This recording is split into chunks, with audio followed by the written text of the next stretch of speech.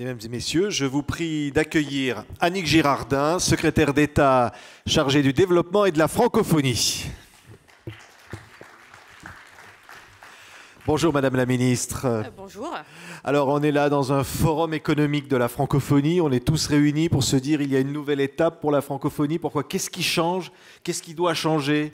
C'est un concept nouveau, la francophonie économique? Alors on a eu pendant de nombreuses années une francophonie essentiellement culturelle. Il nous faut effectivement l'avouer, et ça n'a rien en soi de scandaleux. C'était l'histoire qu'on avait en commun, une culture commune, une histoire commune qui a fait que nous avons cheminé ensemble, que nous avons créé l'OIF ensemble, l'Organisation internationale de la francophonie. Et puis depuis 2 ans, je dirais, on a commencé à sentir cette envie d'un plus. Mais cette envie aussi qui répond à une réalité, un besoin d'un autre modèle économique, d'un autre espace économique, et l'espace francophone a commencé à naître dans l'idée de certains. Alors il y a eu le rapport Attali, il y a eu le sommet de Dakar il y a 1 an, il y a eu juste derrière le premier forum économique de la francophonie, et merci beaucoup au président Athias d'avoir su faire que ce premier forum et ce deuxième rassemblent autant de gens qui ont cette conviction, cette ambition de faire que la francophonie demain peut aussi, parce qu'il n'est pas question de ne pas continuer à travailler sur notre francophonie culturelle, sur ce que nous partageons déjà, de faire qu'il y ait un nouvel espace, un espace où nous pourrions commercer, développer des actions ensemble, que nos entreprises travaillent ensemble, qu'on puisse les uns et les autres construire ce modèle différent d'un modèle anglo-saxon qui est très présent aujourd'hui, mais qui peut avoir une autre orientation que nous pourrions apporter avec ce supplément d'âme qu'a la francophonie. Oui, mais c'est un vaste chantier. On se dit il faut changer beaucoup de choses. Est-ce qu'on a les atouts? Est-ce que la francophonie est capable d'affronter finalement ce monde des affaires marqué par anglo-saxon ou... Alors, vaste chantier, oui, mais quand on a des convictions et quand on est fier de sa langue, tout est possible. Et c'est ce que moi j'ai envie de dire ici, c'est soyons fiers de notre langue, soyons fiers tous ensemble, nous sommes 70 pays à être membres ou observateurs au sein ou associés au sein de l'OIF, soyons fiers tous ensemble de ce que nous pourrions créer, et portant haut et fort notre langue, le fait d'être présent sur 5 continents, le fait d'avoir une démographie importante qui peut être le moteur de cette croissance francophone que nous pourrions connaître, et ça grâce effectivement à nos pays amis africains, faisant en sorte que cette francophonie qui est présente partout dans le monde soit un véritable réseau, un réseau économique qu'il nous faut construire aux côtés d'un grand réseau culturel qui existe déjà et dont on peut déjà être fier. Je crois notamment que nous devons démontrer aux jeunes que la francophonie est un véritable atout.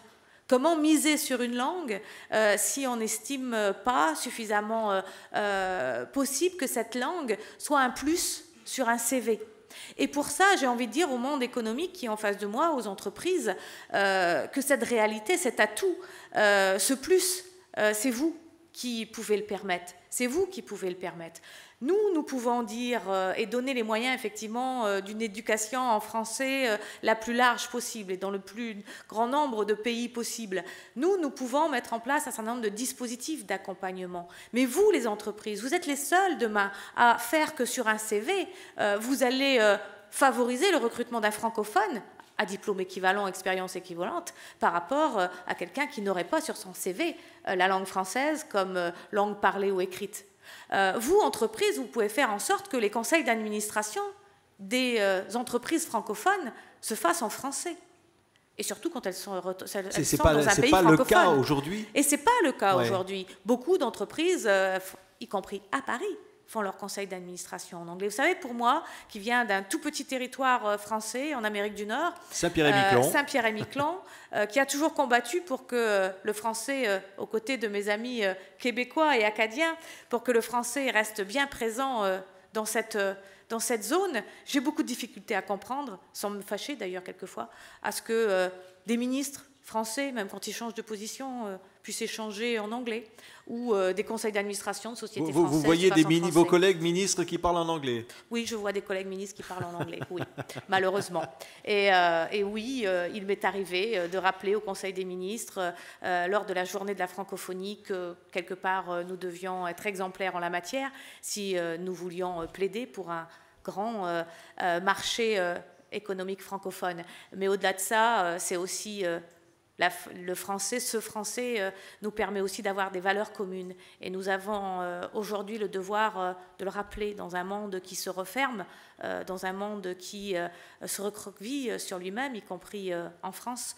Nous devons effectivement rappeler ces valeurs d'ouverture, ces valeurs de liberté, liberté d'expression, ces valeurs de solidarité, de responsabilité dans une année 2015 où, à travers la COP21, mais à travers le soutien au développement, le financement du développement, ce qui est rappelé, c'est la solidarité et la responsabilité. Et ça, nous savons le faire en français tous ensemble, et oui. Les pays francophones peuvent le faire ensemble. Et la francophonie des valeurs, la francophonie politique, maintenant la francophonie économique, en fait c'est les troisième étages d'une fusée, quoi, en quelque sorte. C'est le troisième étage d'une fusée, et je trouve que l'image est bonne, parce que quand la fusée va partir, je pense qu'il va falloir être dedans. Et donc je crois, et moi je fais en sorte que la France y soit, que les entreprises françaises puissent y être. Et mon rôle, c'est, à travers effectivement ce secrétariat d'État à la francophonie, de faire que les jeunes iront davantage vers le français, qu'il y ait davantage de possibilités de s'éduquer en français, d'apprendre le français, mais aussi que nos entreprises aient les moyens de travailler avec des entreprises francophones de d'autres pays. Et je reviens sur cette histoire de réseau. Je pense que c'est très important. Alors on pense souvent à l'Afrique. Bien sûr, l'Afrique est le continent qui fera que demain, nous serons... de nombreux locuteurs, si nous savons y mettre les moyens en termes d'éducation. On nous parle de plus de 750 millions. 750 millions d'ici 2050 de locuteurs. Bien sûr, si nous faisons un énorme effort en matière d'éducation, si nous aidons nos pays partenaires africains à mettre en place des structures d'éducation plus fortes encore que celles qui existent aujourd'hui. Mais au-delà de ça, ça demande la participation de tous. Vous savez, à Addis Abeba, on parlait de développement et on disait ou à la COP21, on dit que plus rien n'est possible quand c'est fait seulement par les gouvernements. Il nous faut pouvoir agir avec l'ensemble des partenaires, des acteurs. Il nous faut agir avec les hommes et les femmes chefs d'entreprise. Il nous faut agir avec les associations, avec les agences, avec les organismes qui peuvent permettre ce rassemblement et cette force que nous pouvons représenter. Cette force, nous la représenterons économiquement demain parce que nous allons être fiers. Vous savez, j'étais au Japon. Alors, petite anecdote, au Japon, et effectivement, loin de moi de penser que ce pays serait attiré par la langue française. Mais ce, par contre, ce qu'a bien compris le Japon, c'est l'image du produit français, l'image du slogan français. C'est quoi pour eux, notamment dans le domaine de la cosmétique, du cosmétique, de la mode, etc. C'est la qualité, c'est l'innovation.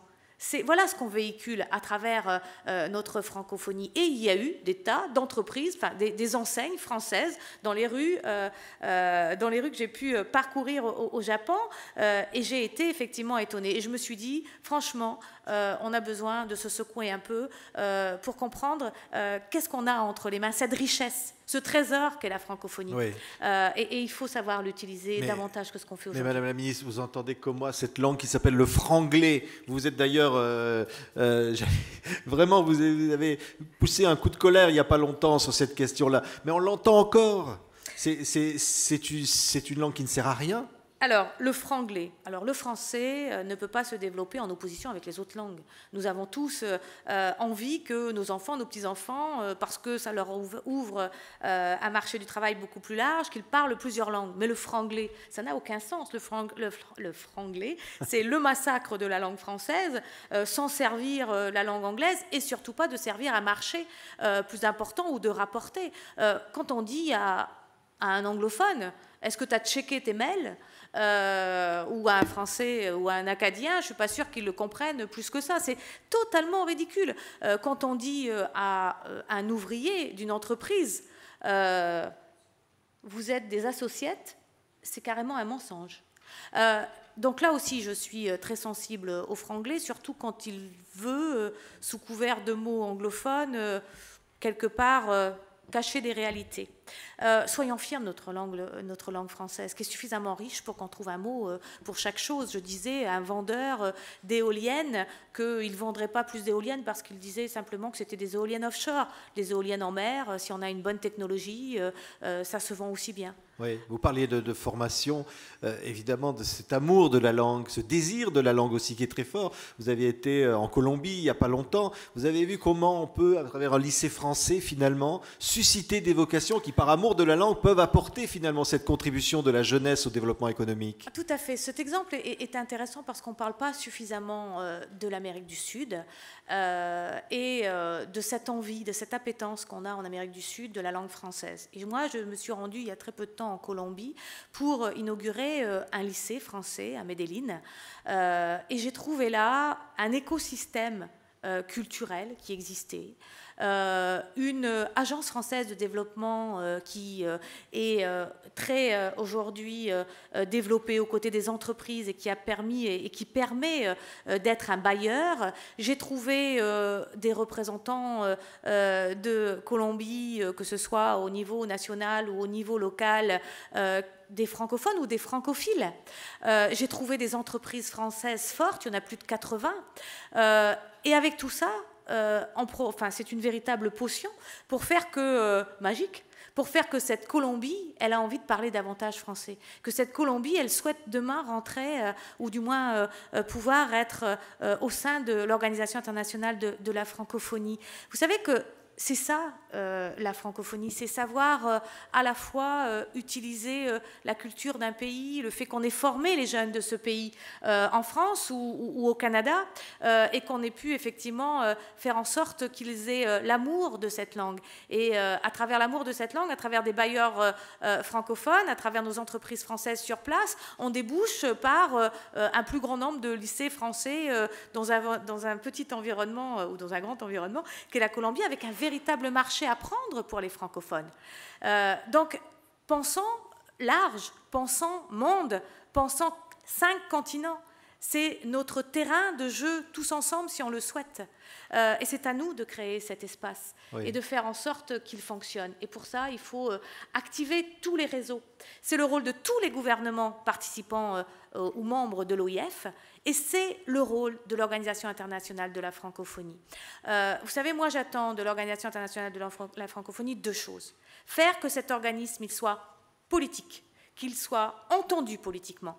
Et ça, j'attends la COP21. La COP21 sera un très bon test pour savoir si nous, francophones, nous sommes capables de parler d'une seule langue, au-delà des appartenances que nous pouvons avoir les uns et les autres. Et que nous pouvons peut-être porter ensemble une ambition plus forte que celle des groupes dans lesquels nous sommes. Nous, par exemple, Français, Européens, pouvons-nous, avec des francophones, porter une autre ambition encore plus forte? Est-ce que les francophones africains peuvent porter une ambition encore plus forte que le G77 duquel ils sont membres? Ça, c'est intéressant politiquement à observer et j'attends ce moment-là. Et j'attends un deuxième moment, celui effectivement de pays qui voudront donner l'exemple en disant voilà, nous avons créé un passeport talent ou un visa francophone économique et à 4-5 pays leaders, nous voulons montrer l'exemple. Et puis d'autres nous retrouver. Et la même chose dans ce que les entreprises ont véritablement besoin pour créer cette économie, cette francophonie économique véritablement. Parce qu'on ne va pas attirer des jeunes ni des entreprises si demain il n'y a pas ce véritable élan. Et c'est ça que moi j'ai envie de voir et auquel j'ai envie de participer. Oui, c'est une place dans la mondialisation finalement de la francophonie comme outil essentiel de ce développement. Vous parliez à l'instant de la mobilité, ce fameux passeport francophone. Ça va rester un rêve réellement? Est-ce que les entreprises, est-ce que les jeunes qui portent des projets peuvent se rencontrer, peuvent se retrouver? Quel peut être le rôle de l'Organisation internationale de la francophonie pour susciter cet élan? Voilà, alors il est évident que chaque pays met en place ses propres systèmes, mais il n'empêche que l'Organisation internationale de la francophonie peut avoir un plaidoyer, peut, avec l'ensemble des pays membres, dans un premier temps, tenter une expérience et essayer de mettre en place des choses. Si on ne passe pas à l'action, on n'y arrivera jamais. Moi, je ne suis pas venue soutenir une francophonie de salon. Une francophonie qui fait que des jeunes me disent « Attendez, c'est une vieille dame, la francophonie, et de quoi vous nous parlez ?» Non, j'ai envie de parler le monde de demain, d'un monde que l'on veut à zéro carbone et à zéro pauvreté, d'un monde où on veut produire et consommer autrement. Et c'est le monde de l'après Addis Abeba, l'après New York, l'après COP21. Ce monde-là qui a besoin d'avoir effectivement une croissance économique forte qui sera verte et qui sera non polluante surtout, mais qui luttera aussi contre la pauvreté. Ce monde-là, la francophonie peut être en avant pour l'écrire. Et c'est ce que j'ai envie de voir. Merci Madame la Ministre pour toutes cet enthousiasme. Je disais, voilà, je vais l'applaudir. Vous venez, vous l'avez dit, de Saint-Pierre-et-Miquelon, vous venez du Nord. Et là, on est avec tous nos amis africains. Finalement, vous représentez ce monde francophone, cette diversité finalement de la francophonie. C'est un autre regard. J'ai l'habitude de dire que je suis une Française d'Amérique du Nord. Pour moi, ça veut dire quelque chose. Ça veut dire que dans ma vision des choses, il y a bien sûr la France très présente, mais il y a aussi beaucoup de mes voisins québécois, de mes voisins acadiens, des échanges qu'on a pu avoir ensemble. Je vis sur un territoire de 7000 habitants, une île où effectivement il faut apprendre à se débrouiller pour y vivre, il faut être innovant, il faut être fort de caractère, c'est ce que je porte également en moi. Et puis j'ai aujourd'hui l'honneur d'être membre d'un gouvernement, de ce gouvernement français, et je souhaite que la France s'investisse encore davantage dans la francophonie, mais surtout que les Français prennent conscience du risque qu'ils font prendre à la francophonie en ne protégeant pas suffisamment ce trésor. Oui, vous parlez de trésor ? Oui, je parle de trésor, oui, parce que les jeunes de demain ont besoin d'un avenir, ont besoin de rêves, ont besoin d'innovation, ont besoin de savoir qu'ils auront une place. Et ces jeunes-là, ces Français, ces Québécois, ces Africains, ces Colombiens, je l'espère demain, ils peuvent, à travers les messages dynamiques que nous pourrions véhiculer sur la francophonie, reprendre espoir. Oui, reprendre l'espoir. On entendait ce matin le président Bongo qui disait « Les jeunes veulent avoir accès aux pots de confiture ». Il avait cette image. Il disait « Voilà, ils veulent du concret ». C'est-à-dire à la fois concilier les valeurs qui sont celles de la francophonie et le concret qu'attend aussi cette jeunesse. Ils veulent vivre dignement, mais bien plus. Ils veulent être acteurs de leur avenir, et on ne devient pas acteur de son avenir sans un accompagnement. Et nous avons ce devoir de les accompagner dans les choix qu'ils auront à faire. Et je veux utiliser le mot choix et le répéter. Notre rôle, c'est de donner le choix à ces jeunes. Choix de mobilité, choix de formation, choix d'emploi. C'est ça auquel il faut tous ensemble réfléchir et non pas faire que malheureusement un très petit nombre trouve un emploi demain. Et donc pour ce faire, tout le chemin qu'on a mené en 2015 et voire en 2014 sur toutes ces questions à travers nos grands rendez-vous internationaux ou à travers les rendez-vous de la francophonie, le chemin, le fil que moi je tiens, le fil rouge, c'est bien celui-là. C'est celui de la construction d'un monde demain qui redonne espoir à ces jeunes et qui font qu'ils s'impliqueront encore davantage dans leur propre société pour faire que la société de demain elle soit plus juste et plus équitable, parce que moi j'ai confiance en cette jeunesse qui a envie de s'impliquer. Merci Madame la Ministre pour ce plaidoyer donc pour la francophonie. Madame Annick Girardin, secrétaire d'État chargée du développement et de la francophonie. Merci.